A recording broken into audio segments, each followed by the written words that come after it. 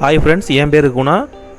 நம்ம சேனலை சப்ஸ்கிரைப் பண்ணலைன்னா சப்ஸ்கிரைப் பண்ணிங்க ஃப்ரெண்ட்ஸ். பக்கத்தில் இருக்க பெல் ஐக்கானை தட்டி விட்ருங்க. அப்போ தான் நான் போடுற வீடியோ நோட்டிஃபிகேஷன்லாம் வந்து சேர்ந்துடும்.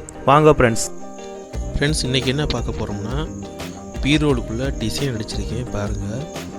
இந்த டிசைன் வந்து பீரோலுக்கு மேலே வரக்கூடிய டிசைன். இது முன்னாடி ஒரு இலையும் 2 சைடில், அதாவது பின்பக்கம் இந்த பக்கம் 2 சைடில் 3 இலை இந்த கொடிக்கருக்கு அப்படியே சேர்ந்து வந்துடணும்.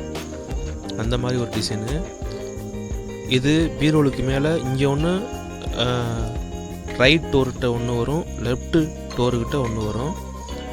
அதே மாதிரி கீழேயும் 2 வந்துடும்.